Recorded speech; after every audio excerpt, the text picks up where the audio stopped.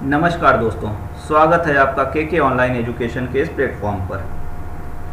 दोस्तों, अपने इस प्लेटफॉर्म के द्वारा हम प्रयास कर रहे हैं कि किस तरीके से हम आपको एक कॉम्पिटिटिव एग्ज़ाम्स के लिए प्रिपेयर कर सकें और जनरल स्टडीज़ के जितने भी सब्जेक्ट हैं, चाहे वो हिस्ट्री हो, चाहे ज्योग्राफी हो, चाहे इकॉनमी हो, चाहे पॉलिटी हो, हर एक सब्जेक्ट के बारे में पूरे कॉन्सेप्ट को हम आपको घर बैठे आपको मिल सके, जिसके लिए आपको 1 रुपये भी ना खर्च करना पड़े। और आप कोशिश करिए कि आप भी इसको उतना ही आगे बढ़ा के चलिए, जिससे कि जिनको भी आवश्यकता हो, इस तरीके से जो बड़ी बड़ी कोचिंगों को अफोर्ड नहीं कर पा रहे हों फिर भी लेकिन तैयारी करना चाहते हों, उनको एक ऐसा प्लेटफॉर्म बताइए कि हाँ, आप इस प्लेटफॉर्म पे आ सकते हैं और अपने सपनों को पूरा कर सकते हैं। तो दोस्तों, इसी अपनी तैयारी की कड़ी को हम बढ़ाते हैं और आज हम बात करेंगे विश्व भूगोल की। तो विश्व भूगोल हमने अपने पिछले पार्ट में शुरू कर दिया था और हम बात कर रहे थे सबसे पहले नॉर्थ अमेरिका की। हम नॉर्थ अमेरिका की बातें कर रहे थे। दोस्तों, हमने नॉर्थ अमेरिका के विषय में हमने देखा था कि कौन कौन से देश हैं, वहाँ पे कितने भागों में बटा हुआ है। उसके बाद में वहाँ की कुछ प्रमुख झीलों के विषय में हमने देखा था कि कनाडा किस तरह से 4 भागों में बटा हुआ है। तो अपनी उसी श्रृंखला को हम आगे बढ़ाते हैं आज। और फिर से आपका स्वागत है कहाँ पे, के ऑनलाइन एजुकेशन के इस प्लेटफॉर्म पर। और उम्मीद कर रहा हूँ कि आपकी तैयारी बहुत ही बेहतर चल रही होगी। अपनी तैयारियों को ऐसे ही चालू रखिए और एक चीज़ और ध्यान रख लीजिएगा कि तैयारी करने में समय लगता है, पेशेंस मत खोइएगा। पेशेंस बहुत आवश्यक है और कई बार लगता है कि इससे कुछ नहीं होगा, लेकिन बहुत कुछ हो चुका होता है और हमको पता भी नहीं रहता है कि हमारी तैयारी बहुत अच्छे से जा रही है। इधर उधर की बातों में नहीं जाना है, ना किसी फेसबुक पोस्ट को समझना है, ना किसी व्हाट्सएप पोस्ट को समझना है, ना किसी पॉलिटिक्स में पढ़ना है। सिर्फ अपनी तैयारी पे फोकस करना है। अपनी तैयारी ही सबसे बेटर होती है और उससे ज़्यादा कुछ नहीं होता है। अगर आपकी तैयारी बेहतर है तो आपको कोई नहीं रोक सकता है, आप सफल होगे ही होगे, ठीक है। लेकिन कम से कम एटलीस्ट 6 से 12 महीने तक आपको लगना पड़ेगा। आप भले घर पे तैयारी कर रहे हो, आप किसी भी परिस्थिति में हो, लेकिन जब तक आप अपने आप को उसमें इन्वॉल्व नहीं करोगे, प्रैक्टिस नहीं करोगे, बार बार रिवाइज नहीं करोगे, रिवीजन ही सक्सेस है। अगर आप एक बार करके छोड़ दिए उसको, 2 महीने बाद याद नहीं रहेगा। एक बार पढ़ने के बाद दोबारा पढ़ लिया, कम से कम 10 महीने तक तो नहीं भूलोगे। कम से कम 2 बार और पढ़ लिया, कभी नहीं भूलोगे, ठीक है। इसलिए सबसे मेन ज़रूरी है रिवाइज करते रहना, ठीक। जहाँ भी भूल जाएं, फिर वीडियो बड़ा पड़ा हुआ है। अंबानी जी की दया से यूट्यूब बहुत आराम से चल रहा है। एक समय था कि डाटा 1 GB डाटा महीने का होता था, अब तो दिन का भी नहीं रह गया है, इतने डाटा मिल रहे हैं। तो अंबानी जी का नाम लीजिए, उससे बढ़कर भगवान का नाम लीजिए और तैयारी बढ़ाते रहिए। और शुरू करते हैं हम अपना आज का टॉपिक। नॉर्थ अमेरिका को हम आज आगे बढ़ाते हैं, ठीक है। वैसे नॉर्थ अमेरिका तो अपनी ही जगह पे है, हम नॉर्थ अमेरिका में अपनी तैयारियों को लेके आगे बढ़ते हैं। तो शुरू करते हैं। दोस्तों, हम बात कर रहे थे पिछले भाग में अपने कि किस तरीके से झील वगैरह डेवलप हैं, किस तरीके से क्या स्थिति है झीलों की। आज हम बात करेंगे कनाडियन शील्ड की। आज हम पहले बात करते हैं कनाडियन शील्ड की। कनाडियन शील्ड के विषय में हम बात करते हैं कि देखते हैं कि किस तरीके से क्या क्या इसमें बातें हैं मेन। तो एक तो हम बात कर रहे हैं कि हमने इसी में देखा था कि इसमें झील वगैरह काफ़ी, कुछ झीलों को हमने देख भी लिया था। तो क्या है कि इसमें अनेक दलदली और झील, ये एक दलदली भाग है, काफ़ी दलदली भाग है इसमें, और झीलें बहुत हैं। साथ में क्या है, झीलें भी बहुत हैं। चलिए, अच्छी बात है। दूसरा, ये कठोर चट्टानों से भी बना हुआ है भाग, कठोर चट्टानों से बना हुआ है।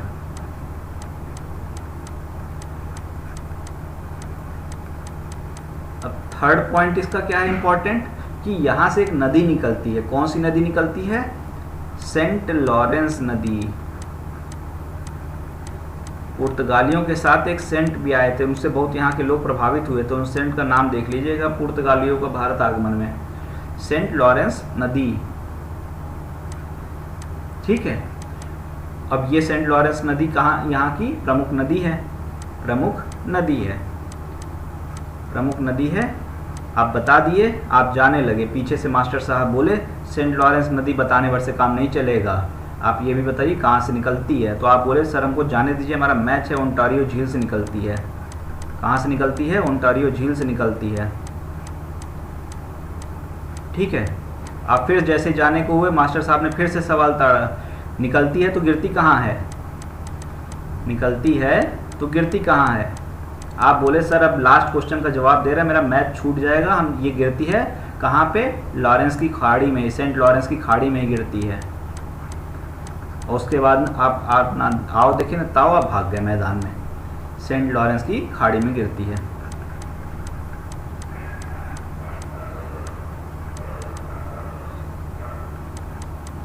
चलिए ठीक है। उसके बाद में एक और इसकी खास बात है, जैसे ही आप भाग गए मास्टर साहब ने दूसरे लड़के को बोला और बोला कि तुम भी एक खासियत बता दो। ठीक है, तो वो बोला कि सर यहाँ से बहुत व्यस्त जलमार्ग है, एक तरह से ये बहुत व्यस्त जलमार्ग है और ट्रांसपोर्ट के लिए फेमस है। और ट्रांसपोर्ट के लिए फेमस है, किसके लिए? परिवहन के लिए। परिवहन यूज़ में बहुत यूज़ है, इसीलिए इसका बहुत ज़्यादा व्यस्त रहता है ये। ठीक है, और उत्तरी अमेरिका का काफ़ी फेमस स्थानों में से ये है ट्रांसपोर्ट के लिए। तो उसके बाद में हमको चलना होगा अब नेक्स्ट स्लाइड में, इसमें जगह नहीं बची है। ठीक है, तो उसके बाद में ये सब चल रहा था, ये सब चल रहा था। पीछे से एक लड़का बहुत छुप के बैठा हुआ था और सोच रहा था कि सर हमको देखने न पाए बस। लेकिन मास्टर साहब तेज हैं, वो क्या किए, देख लिए। उससे पूछे कि तुम एक ऐसा पॉइंट बताओ जो कोई अभी तक नहीं बताया हो। तो वो क्या किया, उसके अंदर बहुत गुस्सा भरा हुआ था, तो अपने पूरे गुस्से को बाहर निकालते हुए बोला कि सर ये शील्ड जो है, ये जो शील्ड है ये मैग्मा से निर्मित है, ये मैग्मा से निर्मित है। ठीक है, और इस मैग्मा से निर्मित होने के कारण मैग्मा आता है नीचे से, तो मैग्मा निर्मित है अगर, तो मैग्मा में क्या होता है? खनिज। इसीलिए इस क्षेत्र में पाया जाता है खनिज। खनिज यहाँ बहुत मिलते हैं, खनिज रूप में पाया जाता है, प्रमुख रूप में पाया जाता है यहाँ पे। ठीक है, मास्टर साहब खुश होकर बोले तुम सबसे इम्पोर्टेंट पॉइंट बता दिए हो। तो इस तरीके से हम क्या क्या पॉइंट हम इसमें देखते हैं। एक तो यहाँ पे झीलें बहुत हैं, एक तो यहाँ पे झील बहुत हैं, झील बहुत हैं। कठोर चट्टान से है, कठोर चट्टान हो गई। सेंट लॉरेंस नदी हो गई, सेंट लॉरेंस नदी है। अव्यस्त जलमार्ग है और मैग्मा द्वारा निर्मित है और खनिज है। तो ये हमारी केस के बारे में हो गई, कनाडियन शील्ड के बारे में बातें। और हम अब बढ़ेंगे आगे। तो कनाडियन शील्ड की बातें जब हो जाती हैं तो हम नेक्स्ट पार्ट करेंगे अपलेशियन पर्वत के विषय में, अपलेशियन पर्वत का क्षेत्र। चलिए अपलेशियन पर्वत क्षेत्र विषय भी हम देख लेते हैं, कोई बहुत बड़ी चीज़ नहीं, छोटे से जगह हैं। नेक्स्ट हम चलते हैं, स्लाइड लेते हैं और बनाते हैं। देखिए ये जैसे मान लीजिए हम रफ वे में बना दे रहे हैं कि जैसे ये हमारा कनाडा का क्षेत्र होता है ऊपर में, तो यहाँ पे हमारा यहाँ से यहाँ तक में तो क्या था, कनाडियन शील्ड इस तरह से जा रहा था। और यहीं पे क्या है, अपलेशियन पर्वत है, यहीं पे अपलेशियन पर्वत है। इसी को हम बात करने जा रहे हैं, अपलेशियन पर्वत यहीं है। ठीक है, तो इसी को हम देखते हैं। तो अगर हम बात करें कि कहाँ पे ये स्थित है, अगर हम बात करें कि कहाँ पे स्थित है, तो ये स्थित है उत्तर अमेरिका के दक्षिण पूर्वी भाग में। उत्तर अमेरिका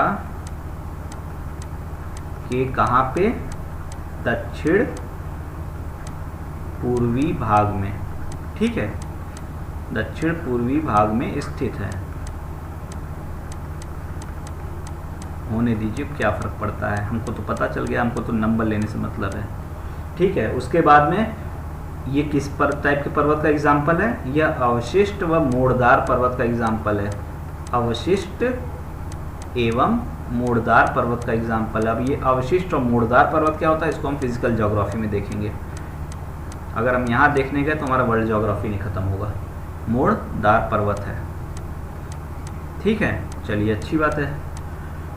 पर्वत का उदाहरण है करके लिखिए, वो ज़्यादा बेटर है। पर्वत का उदाहरण है। अब उसके बाद में यहाँ से अगर हम इसकी बात करें तो यह कटा पिटा है बहुत, जो नदियाँ वगैरह जो निकलती हैं उसके कारण से, नदियों के कारण ये बहुत कटा पिटा सा है। और यहाँ से ना बहुत सारे जलप्रपात हैं, यहाँ पे बहुत सारे जलप्रपात हैं, ऐसे जाता हुआ कटपिट टाइप में है, फिर यहाँ से ऐसे जाके यहाँ नीचे गिरता है। यहाँ पे क्या है, अटलांटिक सागर है, यहाँ पे अटलांटिक सागर है, आंध्र महासागर भी इसको बोलते हैं, अटलांटिक ओशियन। ठीक है, तो यहाँ से क्या है ना, कई सारे जलप्रपात गिरते हैं, जल रेखाएं, प्रपात रेखाएं। ठीक है, इस तरीके से बहुत सारे यहाँ पे क्या हैं, प्रपात रेखाएं हैं, प्रपात रेखाएं। ठीक है, वो और ऊंचाई से गिरता है यहाँ पे, इस तरीके से यहाँ पे कई सारे क्या देखने को मिलते हैं, हमको जलप्रपात देखने को मिलते हैं। और अगर हम बात करें कि माउंट अपलेशियन की सबसे ऊंची, माउंटेन अपलेशियन की सबसे ऊंची चोटी कौन सी है, तो वो है माउंट मिचेल। कौन सी है, माउंट मिचेल। मिशेल जॉनसन जो है ना, रिटायरमेंट ले लिए हैं कि नहीं, कि स्टार के साथ खेल रहे हैं, वही। तो माउंट मिचेल कौन है, सबसे ऊंची चोटी है अपलेशियन पर्वत की, अपलेशियन की सबसे ऊंची चोटी, अपलेशियन की सबसे ऊंची चोटी,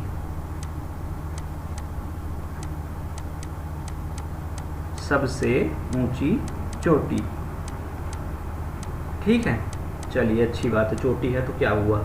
और हाइट क्या है इसकी, 2307 मीटर, 2307 मीटर, 325 नहीं, 2307 मीटर।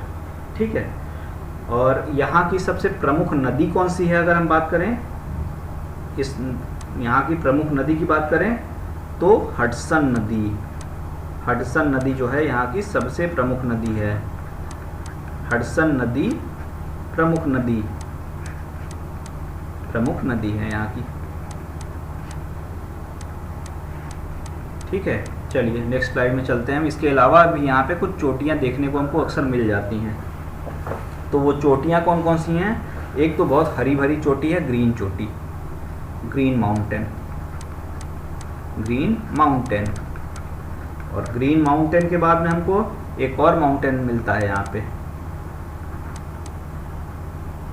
ठीक है, वो कौन सा है, अलेघनी माउंटेन।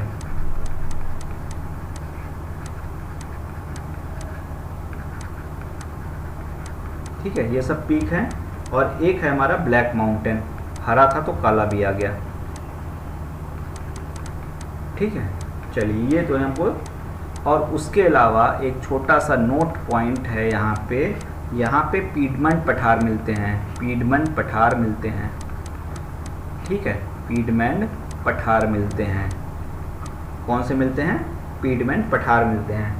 नेक्स्ट स्लाइड में हम थोड़ा सा पठार के विषय में जान लेते हैं, जिससे हमको कोई आगे कंफ्यूजन ना रहे। ठीक है, तो पठार की अगर हम बात करते हैं, किसकी बात करते हैं, पठार की। तो पठार एक तरह से एक सपाट सी आकृति होती है, एक सपाट सी आकृति होती है, लेकिन इसका कोई एक ढाल ऐसा होता है, होती है, लेकिन इसका कोई एक ढाल ऐसा एक ढाल बहुत तीव्र होता है, एक ढाल बहुत तीव्र होता है, कोई एक ढाल एटलीस्ट बहुत तीव्र होता है। तो ऐसे क्या कहे जाते हैं, पठार, ऐसे क्या कहे जाते हैं, पठार, प्लेटू। ठीक है, और अगर जैसे हम कहें तो ये क्या हो गया हमारा सपाट भाग, और यहाँ पे हमारा हो गया तीव्र ढाल, तीव्र ढाल, और ये क्या हो गया सपाट, ये क्या हो गया सपाट, और पूरा ओवरऑल क्या हो गया पठार। और ये जो पठार होते हैं, पठारों की ऊंचाई निश्चित नहीं होती है, फिक्स हाइट नहीं होती है। ठीक है, पठारों की फिक्स हाइट नहीं होती है। और उसके बाद में ये जो पीडमंट पठार होते हैं, ये विश्व के सबसे नीचे पठार हैं, निचले पठार हैं। और विश्व का सबसे ऊंचा पठार कौन सा है, हमारे हिमालय के पास में है पठार वो। विश्व का सबसे ऊंचा पठार, विश्व का तिब्बत पठार, तिब्बत पठार, और सबसे नीचा पीडमेंट पठार, नीचा पीडमेंट पठार। ठीक है। और ये जो पीडमेंट पठार होते हैं, इनमें क्या होता है एक्चुअल में कि जैसे क्या होता है, इनमें एक साइड में पर्वत है, ये रहा पर्वत, ये रहा आपका पठार, और यहाँ पे नीचे में क्या है, समुद्र। तो इनके एक साइड में क्या होता है, पीडमेंट के में एक साइड में क्या होता है, पर्वत, एक साइड माउंटेन पर्वत, और दूसरे साइड में क्या होता है, समुद्र, दूसरे साइड समुद्र। Clear, very good. ठीक है, तो इस तरीके से हमारे इसके बारे में भी हमने देख लिया। आगे हम चलते हैं, थोड़ा सा और कुछ बातें कर लेते हैं, और हम कुछ बातें करते हैं, और हम अब बात करते हैं मध्यवर्ती मैदान की। किसकी बात करेंगे हम, मध्यवर्ती मैदान की बात करेंगे। आइए बात करेंगे हम मध्यवर्ती मैदान की। कोई बहुत बड़ी चीज़ नहीं है, मध्यवर्ती मैदान भी हमारा तुरंत हो जाएगा, इसमें कोई कठिन चीज़ नहीं है। जैसे कनाडा में हमने क्या देखा था, इस तरीके से हमारा क्या हो रहा था, मध्यवर्ती मैदान ये है, ठीक है, ये हमारा मध्यवर्ती मैदान है। ठीक है, और इधर में हमारा ऐसे क्या हो रहा था, अपलेशियन हमने देखा था, ये हमारा क्या था, अपलेशियन, और यहाँ पे नीचे के साइड में ऐसे क्या है, हमारा कोस्टल प्लेन है। क्या है, कोस्टल प्लेन है। तो अब जो हम बात करने जा रहे हैं, इसी मध्यवर्ती मैदान की बात करते हैं। तो इसके जो पूर्व में क्या है, ये जो मध्यवर्ती मैदान है, इसके पूर्व में क्या है बताइए, नेक्स्ट स्लाइड में देखते हैं।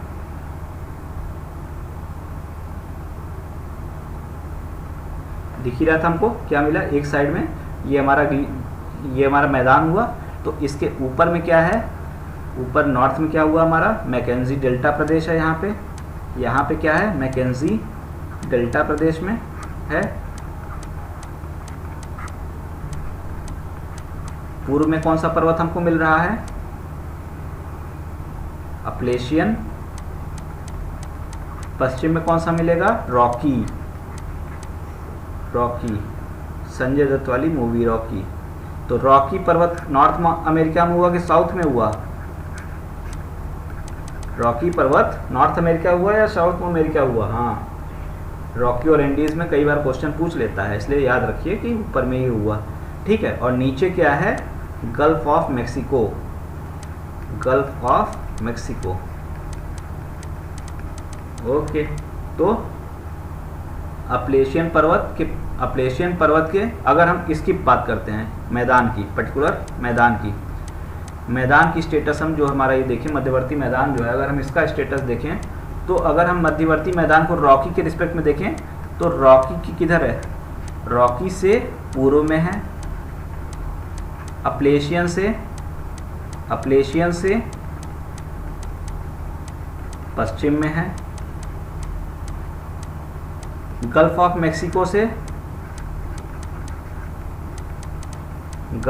मेक्सिको से उत्तर में है, और मैकेंजी डेल्टा से दक्षिण में है। ये से है, ये याद रखिएगा। मैदान की बात हम कर रहे हैं, मैदान के नहीं। अगर मैदान के बोल देंगे तो चीज़ें बदल जाएंगी, ईस्ट वेस्ट बन जाएगा, नॉर्थ साउथ बन जाएगा, साउथ नॉर्थ बन जाएगा, और वेस्ट ईस्ट हो जाएगा। ठीक है, तो इस चीज़ को याद रखिएगा, कंफ्यूज मत होइए। ये मध्यवर्ती मैदान की पोजीशन हमने देखा है। चलिए आगे और देखते हैं। अब हम देखते हैं, तो एक हमारी जो नदी है मिसिसिपी, एक हमारी नदी है कौन सी, मिसिसिपी। ठीक है, मिसिसिपी नदी है, और ये मिसिसिपी नदी, और इसकी एक सहायक नदी है मिसौरी नदी। ठीक है, मिसौरी नदी इसकी सहायक नदी है। ये यहाँ के एक बड़ी नदी तंत्र हैं।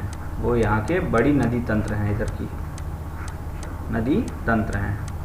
ठीक है, और इस मिसिसिपी रिवर का अगर हम उद्गम स्थल देखते हैं, इसका अगर हम उद्गम स्थल देखते हैं, बताइए कहाँ है? एक झील है इतास्का झील, एक झील है कौन सी? इतास्का झील। मिसिसिपी का उद्गम स्थल इतास्का झील है। ठीक है, और ये फाइनली क्या होता है कि गल्फ ऑफ मेक्सिको में जाकर डेल्टा बनाती है। गल्फ ऑफ मेक्सिको में जाकर कहाँ बनाती है? डेल्टा। और डेल्टे को कहते हैं bird foot delta. Gulf of Mexico में डेल्टा बनाती है, और उस डेल्टे को क्या कहते हैं? बर्ड फुट डेल्टा, पंजाकार डेल्टा। ठीक है, और साथ ही यहाँ पे पाए जाते हैं घास के मैदान, और वो जो घास के मैदान पाए जाते हैं वो हैं शीतोष्ण घास के मैदान। कौन से हैं? शीतोष्ण घास के मैदान यहाँ पाए जाते हैं। कैसे मैदान? शीतोष्ण घास के मैदान पाए जाते हैं, एक पॉइंट हो गया। और इन शीतोष्ण घास के मैदानों को कहते हैं प्रेयरी। क्या कहते हैं? प्रेयरी। और इसका जो फैलाव है वो यूएसए और कनाडा दोनों जगह है, यूएसए और कनाडा दोनों जगह है। और ये अगर हम बात करें तो इसमें दो एक घासें होती हैं, एक होती है मक्का, एक होती है मक्का कॉर्न बेल्ट, कॉर्न, और दूसरा है वीट। और वीट बेल्ट एक होता है कॉर्न बेल्ट। और ये कॉर्न बेल्ट के लिए फेमस है यूएसए, और इसके लिए फेमस है कनाडा, ये इसके लिए फेमस है कनाडा। तो ये भी हमारी एक कॉन्सेप्ट हमारा हो गया। ये हमारे क्वेश्चंस, ये सारे के सारे क्वेश्चन कहीं ना कहीं किसी न किसी रूप में पूछे जाते हैं। आइए थोड़ा सा और कुछ हम बात कर लेते हैं। अब हम बात कर लेते हैं पश्चिमी कार्डिलेरा के बारे में। हम बात करते हैं किसके बारे में? पश्चिमी कार्डिलेरा के बारे में बात कर लेते हैं। तो अगर हम पश्चिमी कार्डिलेरा की बात करते हैं तो ये कहाँ पे पड़ता है? रॉकी से थोड़ा सा आगे बढ़ जाइए। किधर? रॉकी है था, ये आपका रॉकी माउंटेन है। एक मिनट पेन ले लें। ये है हमारा रॉकी माउंटेन, ये हमारा रॉकी माउंटेन है ना, तो उसके इधर में ही पड़ता है ये, उसके इधर में ऐसे ही पड़ता है। कौन सा? वेस्टर्न कार्डिलेरा, पश्चिमी कार्डिलेरा। ठीक है, तो इसी के बारे में हमको देखना है, पश्चिमी कार्डिलेरा के बारे में ही हमको देखना है। इसके बारे में भी हम कुछ पॉइंट्स नोट कर लेते हैं। तो जैसे अगर हम पश्चिमी कार्डिलेरा की अगर हम बात करते हैं तो एक तो इसका, चूँकि इसके एक साइड में क्या है? प्रशांत महासागर है। क्या है? प्रशांत महासागर। तो इस कारण से इसको क्या कहते हैं? प्रशांत कार्डिलेरा भी कहते हैं। क्या नाम कहते हैं? प्रशांत कार्डिलेरा भी कहते हैं। प्रशांत महासागर के किनारे होने के कारण इसको प्रशांत कार्डिलेरा भी कहा जाता है, कहने दीजिए, कहने वालों को कोई नहीं रोक सकता है। आप अपनी तैयारी करते रहिए। ठीक है, साथ में इसको मोड़दार या वलित पर्वत भी कहा जाता है। मोड़दार वलित पर्वत भी कहते हैं। ठीक है, और अगर इसका फैलाव की बात हम कहते हैं तो ये अलास्का से लेकर मेक्सिको तक फैला हुआ है। कहाँ से कहाँ तक? अलास्का से लेकर मेक्सिको तक फैला हुआ है। मेक्सिको तक फैलाव है इसका, मेक्सिको तक फैलाव। ठीक है, चलिए हो गया। उसके बाद में यहाँ पर कुछ श्रेणियाँ पाई जाती हैं जिसको हम नेक्स्ट स्लाइड में देखेंगे। ठीक, एक तो हमारी मिलती है अलास्का श्रेणी, एक तो हमारी मिलती है अलास्का श्रेणी। अलास्का श्रेणी, चलिए अलास्का श्रेणी हमने बनाई। दूसरी होती कास्केड श्रेणी, एक है। कौन सी है? कास्केड श्रेणी है, कास्केड श्रेणी। तीसरी है रॉकी, रॉकी श्रेणी। और चौथी है सियरा श्रेणी, चौथी है सियरा श्रेणी।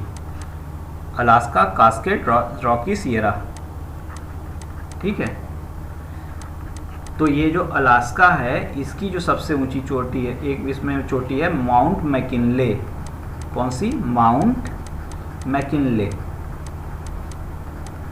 माउंट मैकिनले चोटी है यहाँ पे, ठीक है।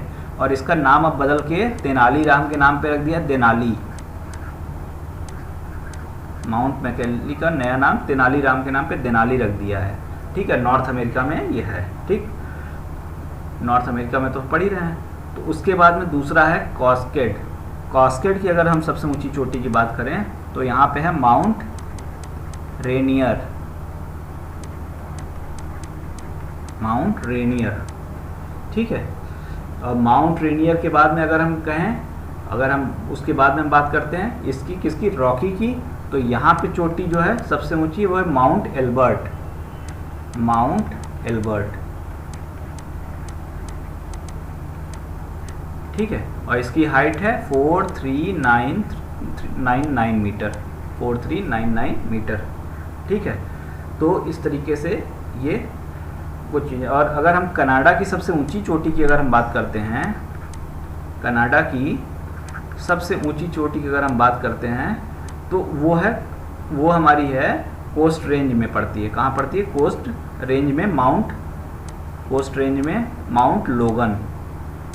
माउंट लोगन,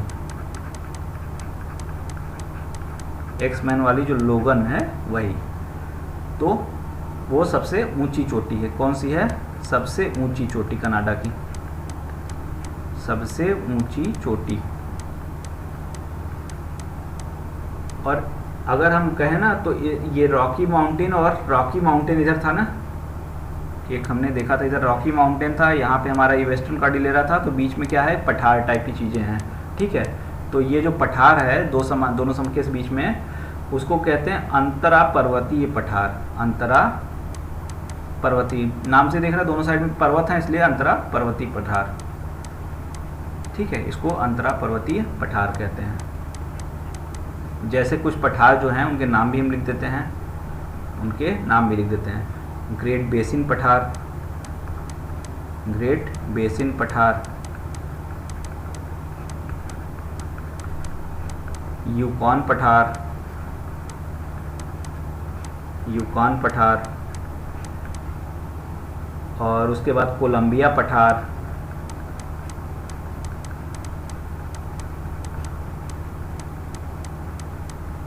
कोलोराडो पठार। इस तरीके के पठार यहाँ पे हैं।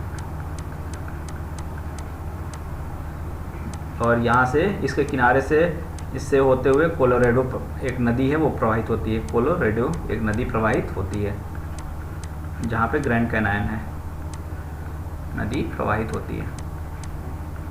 इससे होते हुए क्या है? ग्रैंड कैनायन। तो ये कुछ हमने चीज़ें आज नॉर्थ अमेरिका के बारे में देखी, बाकी नेक्स्ट पार्ट में भी देखेंगे फिर और कुछ। और साथ ही ये जो वेस्टर्न कॉर्डिलेरा का क्षेत्र है ज्वालामुखी प्रधान क्षेत्र है। वेस्टर्न कॉर्डिलेरा का जो क्षेत्र है वो ज्वालामुखी क्षेत्र प्रभावित क्षेत्र है। यहाँ ज्वालामुखी बहुत है, ठीक है। तो ये हमारी आज की चीज़ें हो गई, इसको इतने पे रोकते हैं आज के लिए। Thank you.